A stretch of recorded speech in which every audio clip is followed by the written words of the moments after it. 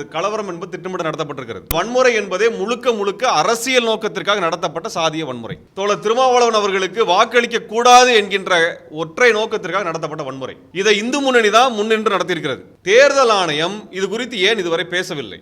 தேர்தலை முறையா நடத்த முடியலன்னா தேர்தல் ஆணையத்தினுடைய அதிகாரி எதற்காக இங்க இருக்கிறார்? தேர்தல் ஆணையத்தில் எங்களுக்கு எந்த நம்பிக்கையும் கிடையாது. அந்த தேர்தல் ஆணையம் என்பதை கலைச்சிட்டு பாஜக கட்சியில் அவங்க சேர்ந்துடலாம். மக்கள் தங்களுடைய வாக்குகளை பதிவு செய்ய முடியல அப்படின்னா தேர்தல் ஆணையர் பதவி விலகணும். முதல்ல பெரியார் உணர்வாளர் கூட்டமைப்பின் சார்பாக பொன்பரப்பியில் நடந்த சாதிய வன்முறை பற்றியான எங்களது கள ஆய்வை நாங்கள் இங்கே உங்களிடத்திலே மக்களிடத்திலே வெளிப்படுத்த விரும்புகின்றோம். இந்த பத்திரிகையாளர் சந்திப்பில் திராவிட விடுதலை கழகத்தினுடைய தோழர் தபசி குமரன் அவர்கள், தந்தை பெரியார் திராவிட கழகத்தினுடைய தோழர் குமரன் அவர்கள் மற்றும் மே 17 இயக்கத்தின் பிரவீன்குமார், விடுதலை தமிழ் புலிகள் இயக்கத்தினுடைய நிறுவன தலைவர் தோழர் குடந்தை அரசன் மற்றும் மே 17 இயக்கத்தின் திருமுருகன் ஆகிய நாங்கள் இந்த விவரங்களை நாங்கள் மக்களிடத்தில் வெளிப்படுத்த விரும்புகின்றோம். பொன்பரப்பியிலே நடந்த வன்முறை என்பது திட்டமிட்டு நடத்தப்பட்ட வன்முறை. இது எதேச்சையாக நடந்த கலவரமாக அந்த மக்கள் சந்தித்த போல தெரியவில்லை. அந்த ஒடுக்கப்பட்ட மக்களினுடைய தெருக்களில் நுழைந்த இந்த சாதி வெறியர்கள் அங்கிருந்த வீடுகளை முழுவதுமாக சூறையாடி இருக்கிறார்கள். கிட்டத்தட்ட 100க்கும் அதிகமாக 110லேருந்து 120 வரைக்கும் வீடுகள் சேதமாக இருக்குது. அந்த வீடுகளினுடைய ஓடுகள் உடைக்கப்பட்டிருக்குது. குறிப்பாக எந்த வீடுகளின் சுவர்களில் பானை சின்னம் வரையப்பட்டிருக்கிறதோ அந்த வீடுகள் மிக மோசமாக பாதிக்கப்பட்டிருக்கிறது. ஒரு வீட்டினுடைய கதவை பெயர்த்தெடுத்திருக்கிறாங்க. வீட்டில் இருந்த சாமான்கள் உடைக்கப்பட்டிருக்கிறது. அவர்களுடைய வாகனங்கள், இருசக்கர வாகனங்கள் அடித்து நொறுக்கப்பட்டிருக்கிறது. ஒரு வாகனத்தின் மீது பெட்ரோல் குண்டு வீசி அது முழுவதுமாக எரிச்சிருக்கிறாங்க. இது மட்டும் இல்லாமல் அந்த பகுதி மக்களினுடைய தண்ணீர் என்பது நிறுத்தப்பட்டிருக்கிறது. அந்த மக்களுக்கான தண்ணீர் வசதி என்பது இல்லாத நிலை இருக்கிறது. இந்த பொன்பரப்பி கிராமத்தினுடைய அந்த ஒடுக்கப்பட்ட சமூகத்தினுடைய மக்களில் பெரும்பான்மையோர் சென்னையில் வேலை செய்யக்கூடியவர்கள். அவர்கள் இந்த வாக்களிப்பதற்காக ஊருக்கு வந்த பொழுது இந்த கலவரம் என்பது திட்டமிட்டு நடத்தப்பட்டிருக்கிறது. அங்கே ஆண்கள் பெரும்பாலும் வெளியூரில் வேலை செய்கிற காரணத்தினால பிற சமயங்களில் நடந்த வன்முறையிலே பெண்கள் மீது மட்டுமே தாக்குதல் நடக்கும் என்கின்ற காரணத்தினால் இவர்கள் என்னைக்கு ஊருக்கு வந்திருக்கிறாங்களோ அதுவும் வாக்களிக்க போகக்கூடிய தருணத்தில் தான் இந்த வன்முறை என்பது திட்டமிட்டு நடத்தப்பட்டிருக்கிறது. இது எதேச்சையாக நடந்த வன்முறை அல்ல. இந்த வன்முறை என்பதனுடைய நோக்கம் அந்த பட்டியலின மக்கள் வாக்களிக்க கூடாது என்பதும், அவர்கள் பானை சின்னத்திற்கு வாக்களிக்கிறார்கள், பெருமளவில் வாக்களிக்கிறார்கள், அந்த வாக்களிப்பை தடுத்து நிறுத்த வேண்டும் என்கின்ற உள்நோக்கம் உடையது. ஆக இந்த வன்முறை என்பதே முழுக்க முழுக்க அரசியல் நோக்கத்திற்காக நடத்தப்பட்ட சாதிய வன்முறை. இந்த அரசியல் நோக்கத்திற்காக நடத்தப்பட்ட வன்முறையை யார் தலைமை தாங்கி நடத்தினாங்கனால் இந்து முன்னணியினுடைய அப்பகுதியினுடைய பொறுப்பாளர்கள் ராஜசேகரன் தான் இதில் ஈடுபட்டதாக அனைத்து மக்களும் அங்கே பதிவு செஞ்சிருக்கிறாங்க. இதில் மோசமான விஷயம் என்னென்னால் இங்கே ஆண்கள், பெண்கள், முதியோர், குழந்தைகள் உட்பட அத்தனை பேருமே தாக்கப்பட்டிருக்கிறாங்க. பல குழந்தைகள், அங்கே நாங்கள் பார்த்த குழந்தைகள் இன்னும் அந்த அச்சத்தில் அழுகிறத என் கண்ணு முன்னாடி பார்த்தோம். அந்த 90 வயதை தாண்டிய அந்த பெண்மணியை மூதாட்டியை அவர் கட்டிலிருந்து தூக்கி கீழே போட்டிருக்கிறாங்க. அந்த பெண்மணினால் எழுந்து கூட நிற்க முடியாத இடத்துல அவங்க ரொம்ப மோசமாக தாக்கியிருக்கிறாங்க. ஒரு வயதான 90 வயது கடந்த ஒரு மூதாட்டியை தாக்க வேண்டிய நோக்கம் எங்கேருந்து வருதுன்னு தெரியல. அதே போல் அந்த ஊரின் ஒதுக்குப்புறத்தில் இருந்த ஒரு குளத்தங்கரைக்கு போன ஒரு முதியவர், அவரும் ஒரு உடல்நலம் இல்லாதவர், அவரால் எந்திரிச்சு வேகமாக ஓடி வர முடியல. அவர் மிக மோசமாக தாக்கப்பட்டு அவர் உயிருக்கு ஆபத்தான நிலையில் தஞ்சாவூர் மருத்துவமனையில் அனுமதிக்கப்பட்டிருக்கிறார். அப்போ இந்த வன்முறை என்பதை எதற்காக நடத்தப்பட்டது அப்படிங்கிறத மிக முக்கியமான கேள்வியாக இருக்குது. இந்த வன்முறை இம்மக்கள் தோழர் திருமாவளவன் அவர்களுக்கு வாக்களிக்க கூடாது என்கின்ற ஒற்றை நோக்கத்திற்காக நடத்தப்பட்ட வன்முறை. இதை இந்து முன்னணி தான் முன்னின்று நடத்தியிருக்கிறது. அப்போ இந்த இந்து முன்னணியிலே பகுதி பொறுப்பாளராக இருக்கக்கூடியவர் மீது ஏற்கனவே நந்தினியினுடைய பாலியல் வன்கொடுமை மற்றும் கொலை குற்றச்சாட்டின் மீது இவருடைய பெயரும் இருக்கிறது என்பதை இந்த சமயத்தில் நினைவுபடுத்த விரும்புகிறோம். தமிழ்நாடு முழுவதும் பெண்கள் மீதான வன்முறையில் பெரும்பாலான குற்றச்சாட்டுகள் உள்ளாகக்கூடியவர்கள் இந்து முன்னணியை இந்துத்துவ அமைப்பை சார்ந்தவர்களாக இருக்கிறாங்க. அவர்களுக்கு காவல்துறையினுடைய பாதுகாப்பு இருக்கிறது. அவர்கள் மீது எந்த விதமான வழக்குகளும் நடவடிக்கைகளும் எடுக்கப்படுறதில்லை. அதனால தான் அவர்கள் துணிந்து இது போன்ற செயல்களை செய்கிறாங்க. அதுதான் இங்கே பொன்பரப்பி கிராமத்தில் நடந்திருக்கிறது. எங்களுடைய கவலை என்னன்னால், இந்த காவல்துறை இப்பொழுது பாதுகாப்பு அங்கே இருக்கிறாங்க. காவல்துறை அங்கிருந்து அப்புறப்படுத்தப்பட்ட பிறகு அந்த மக்களினுடைய பாதுகாப்பிற்கு யார் உத்தரவாதம் தர போறாங்கிறது தான் எங்களுடைய முக்கியமான கேள்வி. இரண்டாவது, அந்த மக்களுடைய வாக்குகள் பதிவாக கூடாது என்கின்ற காரணத்தினால தான் அவங்க இந்த வன்முறையை தூண்டி இருக்கிறாங்க. அந்த மக்கள் வாக்களிக்க முடியல. பெரும்பான்மையான மக்கள் அந்த வாக்குச்சாவடிக்கு சென்று வாக்களிக்க முடியல. அப்படினால் இந்த நோக்கமே தேர்தல் முறையாக நடக்கக்கூடாது என்பதற்காக நடந்த வன்முறை. தேர்தல் ஆணையம் இது குறித்து ஏன் இதுவரை பேசவில்லை? இந்த பகுதியில் ஏன் அந்த தேர்தல் பதிவை, வாக்குப்பதிவை திரும்பவும் நடத்தாமல் இந்த அரசு அல்லது இந்த தேர்தல் ஆணையம் மௌனம் காக்கிறது? அப்ப தேர்தலை முறையா நடத்த முடியலன்னா தேர்தல் ஆணையத்தினுடைய அதிகாரி எதற்காக இங்க இருக்கிறார்? அவர் உடனே பதவி விலகணும். அவர் இருக்கிறதே தேர்தல் நடத்துறதா இருக்கிறார். அவர் வேற எந்த வேலையும் கிடையாது. இந்த வன்முறையே தேர்தலுக்காக நடந்த வன்முறை தான் அது. அப்ப தேர்தலுக்காக நடந்த வன்முறையை நிறுத்த முடியல. அப்படி நிறுத்தப்பட்ட மக்களை மறுபடியும் தங்களுடைய ஜனநாயக உரிமையை பதிவு செய்வதற்கான வாய்ப்பை தேர்தல் ஆணையம் வழங்கலனால் தேர்தல் ஆணையமும் இந்த ஆளும் கட்சிக்கு சாதகமாக இயங்குகிறதா என்கின்ற சந்தேகம் மேலும் மேலும் வலுத்து வருகிறது.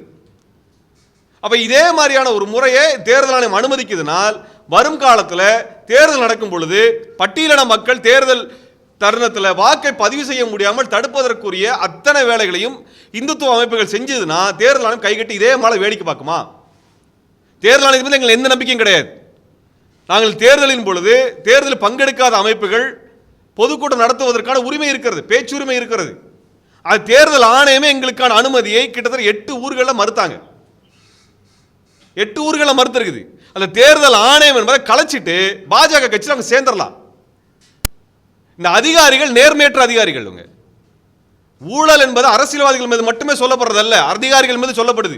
இந்த அதிகாரிகள்லாம் நேர்மையான அதிகாரிகள் என்று சொல்வதற்குரிய எந்தவித ஆதாரமும் கிடையாது என்பதற்கு பொன்பரப்பியினுடைய சம்பவம் மிக மிக முக்கியமான உதாரணமாக நாங்கள் பார்க்குறோம்.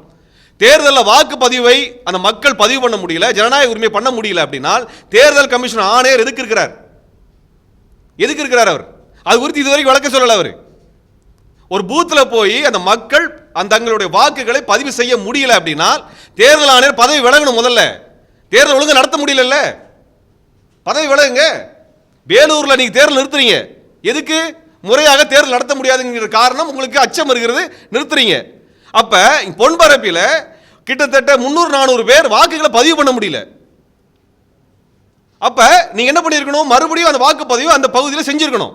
அது குறித்து இதுவரைக்கும் எந்த விதமான அறிக்கையோ அவர்கள் நிலைப்பாடோ வெளிப்படுத்தப்படலை.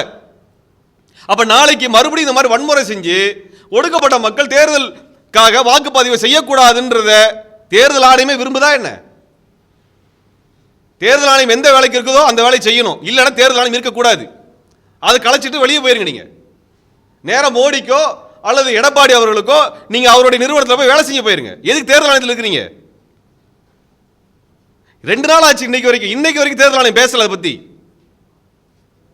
அந்த மக்கள் வாக்க பதிவு பண்ண முடியல அப்படிங்கிறத ஒரு எடுத்துக்காட்டா இந்த சம்பவம் காமிச்சிருக்குது.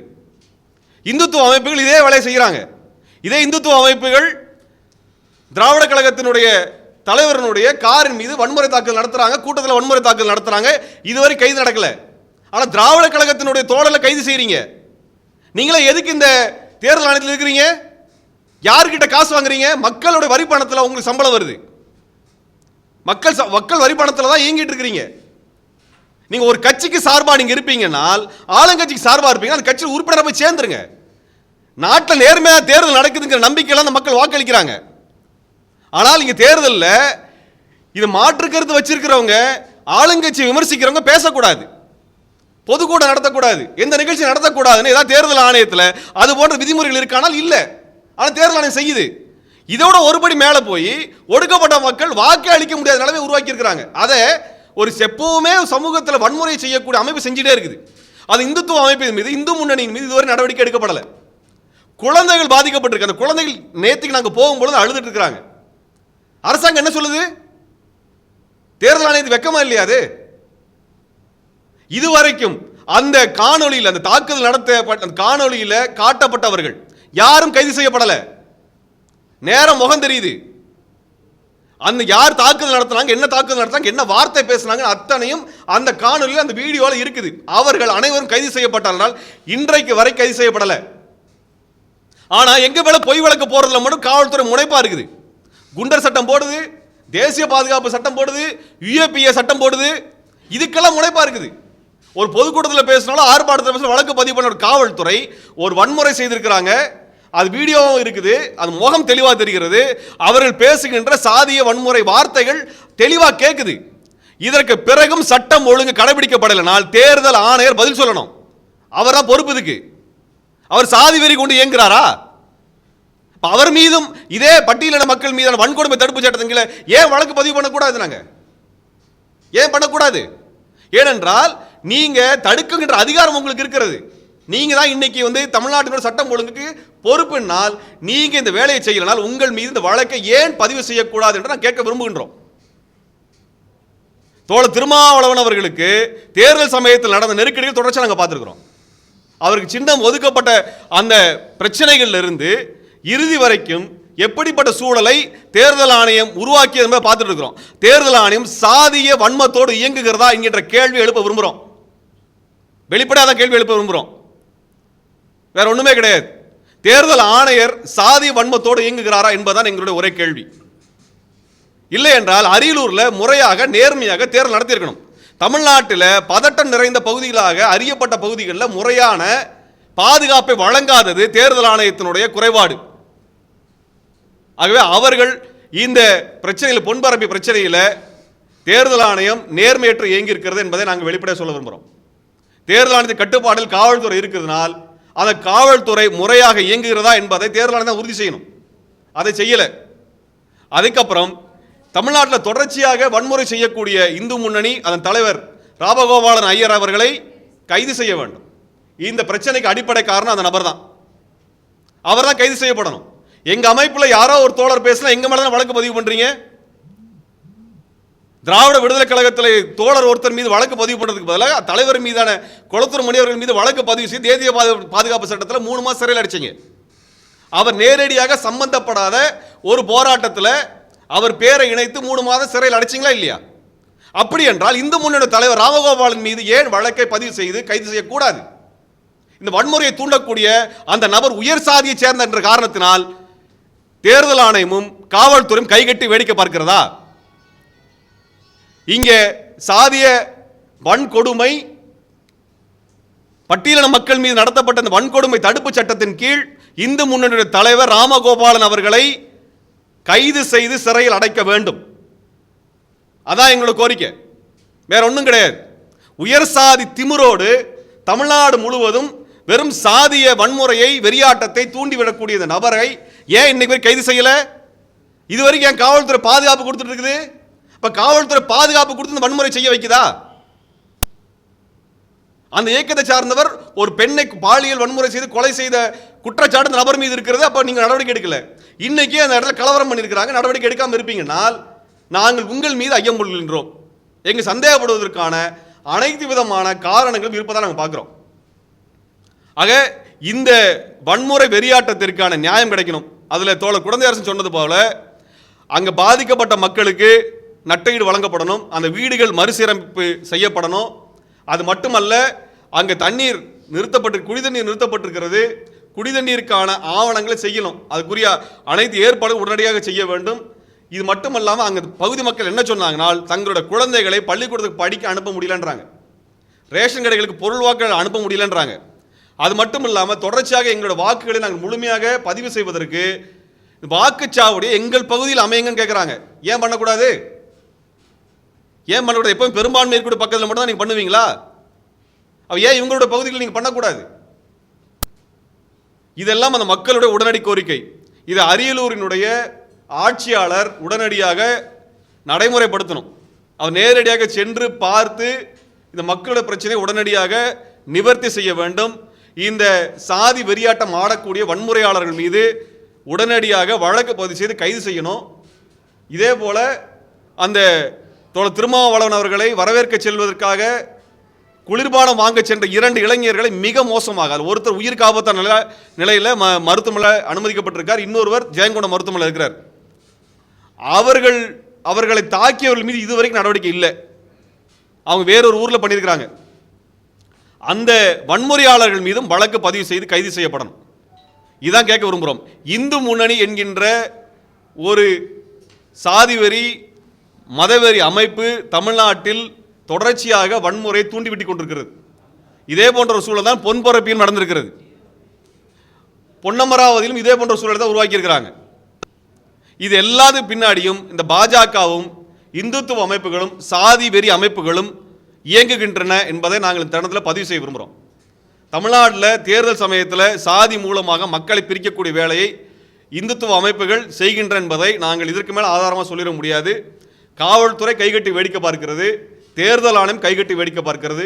இதுதான் நாங்கள் இந்த சமயத்தில் வைக்கக்கூடிய எங்களது பார்வையாக நாங்கள் இந்த முன்வைக்கிறோம்.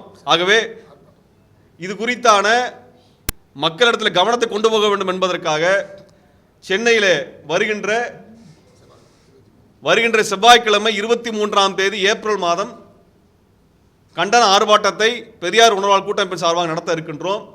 இது மட்டுமல்லாமல் இது குறித்து தமிழ்நாடு முழுவதும் வாய்ப்பு இருக்கக்கூடிய இடங்களில் கண்டன ஆர்ப்பாட்டமும் பொதுக்கூட்டம் நடத்துவதாக இருக்கின்றோம். ஏனென்றால் தமிழ்நாடு வளர்ச்சியை நோக்கி நகரமே ஒழிய மதவெறியிலும் சாதி வெறியிலும் ஈடுபட்டு விடக்கூடாது என்கின்ற அக்கறையின் அடிப்படையில் பெரியார் உணர்வாளர் கூட்டமைப்பு இந்த கோரிக்கையை மக்கள் மன்றத்தில் முன்வைக்கிறது. இந்த பத்திரிகையாளர் சந்திப்புக்கு வந்து பங்கெடுத்த குறுகிய நேரத்தில் நாங்கள் தெரிவித்து உடனடியாக வந்து பங்கெடுத்த ஊடக நண்பர்கள் அனைவருக்கும் பெரியார் உணர்வாளர் சார்பாக நாங்கள் நன்றி தெரிவிக்கின்றோம்.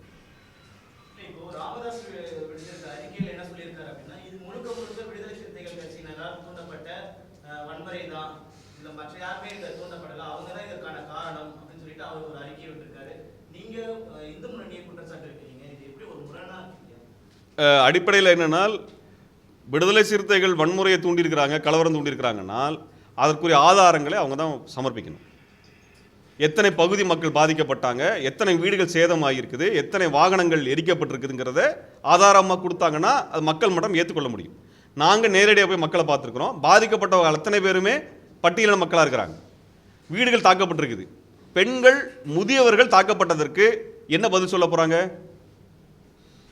என்ன பதில் சொல்ல போகிறாங்க? குழந்தைகளை வந்து தாக்கியதற்கு என்ன பதில் இருக்க போகுது? நாங்கள் அதான் கேள்வி கேட்க விரும்புகிறோம். நீங்கள் நடுநிலையோடு நின்று மக்களுடைய பிரச்சனையை பேசணும், சரிங்களா? அதை விட்டுட்டு பாதிக்கப்பட்ட மக்களுடைய அந்த ஆதாரங்கள் அப்பட்டமாக இருக்குது. வீடுகள் தாக்கப்பட்டதற்கு வீடியோ இருக்குது. இதற்கு பிறகும் வந்து நம்ம வேறொன்றை மாற்றுறதுல அர்த்தம் இருக்கிற மாதிரி எங்களுக்கு தெரியல. இந்து முன்னணியை சார்ந்த நபர் தான் அங்கே நின்று பின்னால் இயங்குனாங்க. அங்கே இருக்க அத்தனை மக்களுமே சொல்லியிருக்கிறாங்க. அதான் நாங்கள் இங்கே முன்வைக்கிறோம். நாங்கள் அந்த நபர் மீது ஏற்கனவே குற்றச்சாட்டு இருக்குது மட்டும் இல்லை, அந்த இயக்கமே இந்த மாதிரி வேலை தானே செஞ்சுட்டு இருக்குது. அந்த இயக்கம் செய்த ஒரு நல்ல வேலையை சொல்லுங்க பார்ப்போம். ஒரே ஒரு நல்ல வேலையை அந்த கட்சியினோட அந்த இயக்கத்தினோட தலைவரே சொல்லட்டும். நாங்கள் நல்லது பண்ணோம், இந்து முன்னணி தலைவர் ராமகோபாலனை வந்து நாங்கள் நல்லது பண்ணோம் ஒரே ஒரு வேலையை சொல்லுங்க, அல்லது அவரை ஆதரிக்கக்கூடிய அமைப்புகள் சேர்ந்தவங்க சொல்லுங்க, நாங்கள் ஏற்றுக்கிறோம். ஒரே ஒரு நல்ல காரியம் தமிழ்நாட்டில் அவங்களால மக்களுக்கு நடந்த ஒரு நல்ல காரியத்தை சொல்லுங்க பார்ப்போம். அவங்களால சொல்ல முடியாது. அப்ப இந்து முன்னணியை அவர் மருத்துவர் ராமதாஸ் ஐயா அவர்கள் கண்டிக்கலைனால், அல்லது இந்த வன்முறையை முற்றுமாக உற்றுநோக்கலை அப்படின்னால், அவர்கள் தமிழ்நாட்டிற்குள்ளாக கொண்டு வரக்கூடிய வன்முறை எப்படி தடுக்க போறாங்க? பொறுப்பு அனைவருக்கும் இருக்கிறது. மூத்த தலைவர் அனைவருக்குமே சமூக பொறுப்பு இருக்கிறது. அந்த அடிப்படையில் தான் நாங்கள் பேசுறோம். நாங்கள்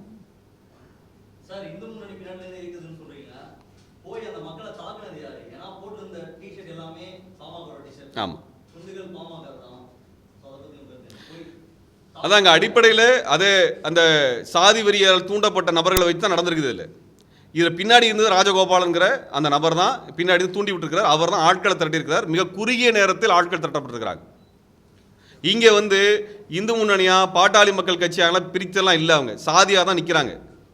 அந்த சாதியில் பின்னாடி இயங்குகின்ற வேலையை இயக்குகின்ற வேலையை இவங்க செய்கிறாங்க. இந்து முன்னணி செய்து நோக்கம் இந்து முன்னணி நோக்கம் அதான் அடிப்படை.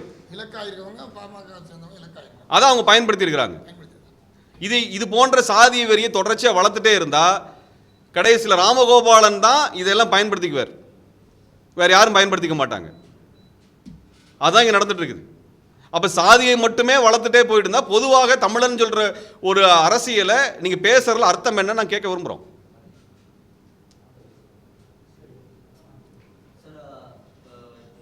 இந்து முன்னணி ஆமாம். மக்கள் அடிக்கிறத விட அவங்க வீடுகள் அவங்க வாழ்வாதாரத்தை டேமேஜ் பண்ண ஒரு விஷயம் தான்.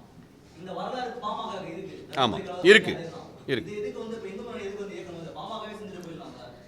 இல்லை, இதில் என்னன்னா, நாங்கள் வந்து பாமக செய்யலைங்கிற அர்த்தத்தில் சொல்லலை.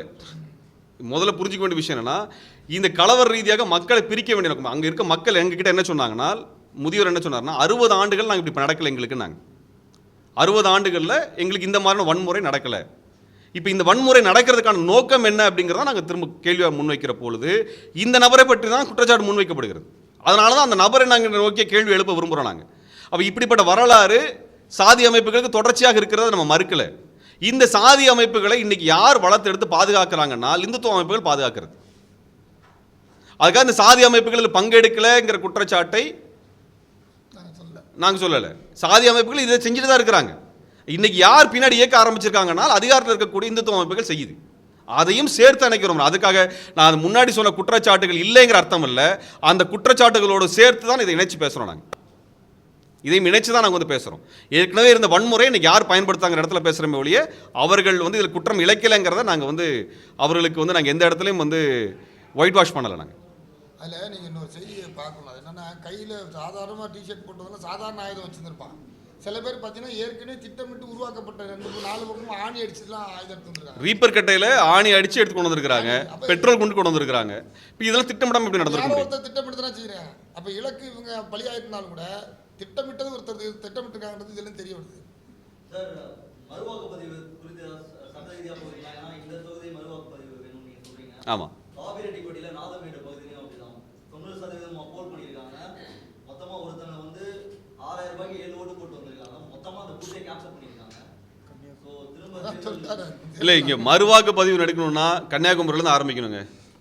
பெருமளவிலான மக்களுடைய வாக்கு வந்து உரிமை மறுக்கப்பட்டது கன்னியாகுமரியில் ஆரம்பிச்சிருக்கு. அவர்களை வந்து வாக்காளர் பட்டியலிருந்து நீக்கியிருக்கிறாங்க. அது ஏன்னால் பாஜகவினுடைய பாராளுமன்ற உறுப்பினர் பொன் ராதாகிருஷ்ணன் வெற்றி பெறணும்னா இந்த வேலையை செய்யணும். அது குறிப்பாக நீக்கப்பட்டவர்கள் அனைவருமே கிறிஸ்தவ மதத்தை சார்ந்தவர்களாகவோ மீனவர்களாக இருக்கிறாங்க. ஏன்னா அவர்கள் தான் இந்த ஒக்கிய புயலால் பாதிக்கப்பட்டவங்க. ஒக்கிய புயலால் பாதிக்கப்பட்ட கிராமங்களினுடைய மக்களினுடைய பெயர்கள் வாக்குப்பட்டியலிருந்து நீக்கப்பட்டிருக்குது, திட்டமிட்டு நீக்கப்பட்டிருக்குது. அந்த கிராமத்தில் போய் நாங்கள் வேலை செய்திருக்கிறோம். அதனால் எங்களை 2 வழக்கு நாங்கள் அந்த பகுதியில் வாங்கியிருக்கிறோம். அந்த பகுதி மக்கள் ஒக்கிய புயலில் பாஜகவால் நேரடியாக பாதிக்கப்பட்டவர்கள். அவர்கள் வாக்கு முழுவதுமே பொன் ராதாகிருஷ்ணன் அவர்களுக்கு எதிராக போகும் என்ற காரணத்தினால் வாக்காளர் பட்டியலில் நீக்கப்பட்டிருக்குது. அங்கே மறுவாக்கு தேவை, அவர்களுடைய பேர்கள் இணைக்கப்படணும். அதே போலத்தான் இங்கே பொன் அமராவதியிலும் பிற பகுதிகளிலும் இதே போன்று மறுவாக்கு பதிவு தேவை என்பதை நாங்கள் வந்து வலியுறுத்த விரும்புகிறோம். இது தேர்தல் கமிஷனுடைய முழுமையான தோல்விங்க. தேர்தல் கமிஷன் 70 ஆண்டுகளில் செய்ததில் மிக மிக மோசமாக நடந்து கொண்டது இது தேர்தல் தான். இந்த தேர்தல் முடிவுகள் மோசமாக வரும் என்றால் அது தேர்தல் கமிஷனுக்கு தான் முக்கியமான பொறுப்பு இருக்கிறது. அது குறிப்பாக தோழர் திருமாவளவன் அவர்கள் மீது தொடர்ச்சியான ஒரு வன்மத்தோடு தேர்தல் கமிஷன் அணுகி இருக்கிறது என்பதை நாங்கள் இந்த சமயத்தில் சொல்ல விரும்புகிறோம்.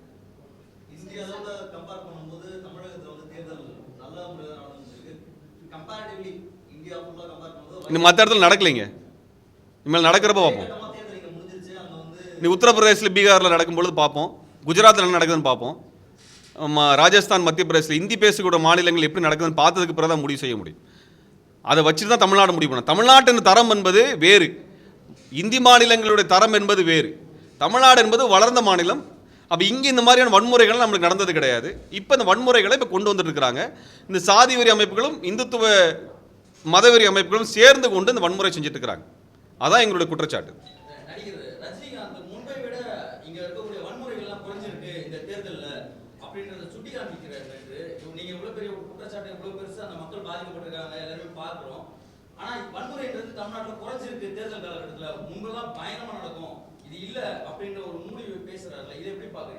இல்லை, அப்படி அவர் ஒரு கருத்தை சொல்கிறாருன்னு வச்சுக்கோங்களேன்.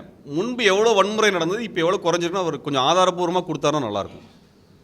அது கொஞ்சம் டேட்டா கொடுத்தாருன்னா அது வந்து பேசுறதுக்கு வசதியாக இருக்கும். நம்ம பொதுவாக பேசுறதுக்கு விரும்புகிறோம். அப்போ நாங்கள் சொல்கிறது களத்தில் போனோம், பார்த்தோம், இது வன்முறை நடந்திருக்குன்னு சொல்லிருக்கோம். இந்த மாதிரி வன்முறை கடந்த தேர்தலில் நாங்கள் பார்க்கல. சரி, ஒருவேளை கடந்த தேர்தலில் எத்தனை வன்முறை அவர் பார்த்தாரு, இப்போ இந்த வன்முறை எவ்வளோவா குறைஞ்சிருக்குன்னு அவர் சொன்னார்னா தெரிந்து கொள்றதுக்கு வசதியாக இருக்கும். அவர் தான் தரணும் அது.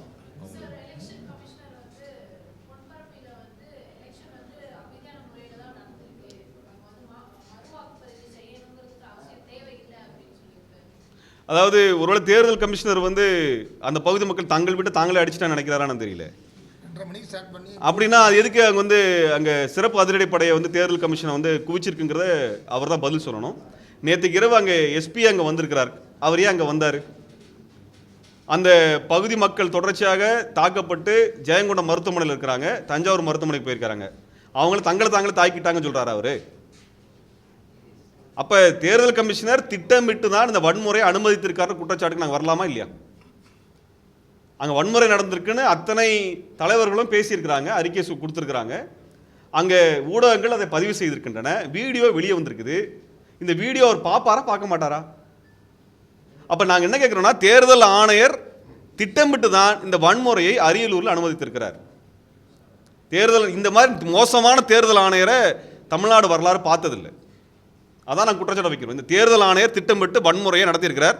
எங்களுக்கு இருக்கக்கூடிய நான் வைக்கக்கூடிய அடுத்த முக்கியமான குற்றச்சாட்டு என்னன்னால், இது வரைக்குங்க நாடாளுமன்ற தேர்தல் நடக்கும் பொழுது வட மாநிலங்களில் முதல் நடக்கும், அதற்கு பிறகு தென் மாநிலங்கள் நடக்கும். இன்னைக்கு தென் மாநிலத்தில் முதல்ல நடந்திருக்குது.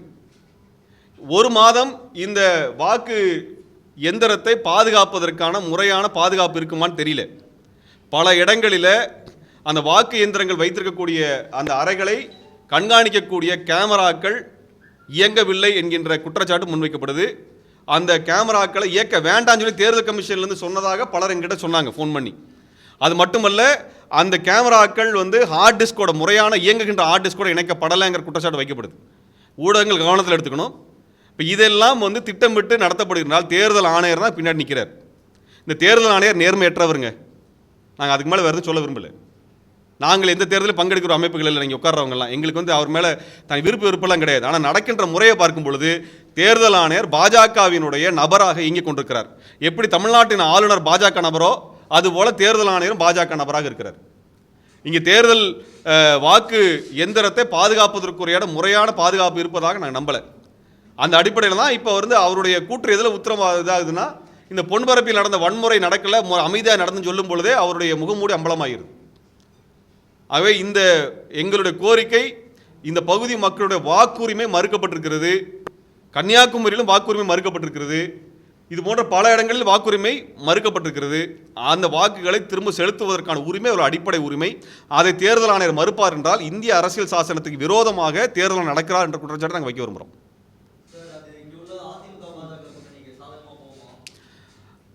மக்கள் அதிமுக பாஜகவுக்கு எதிராக தான் நிற்கிறாங்க. தேர்தல் ஆணையம் பாஜக அதிமுக ஆதரவாக இருக்கிறது. இதுதான் உண்மை. நன்றி.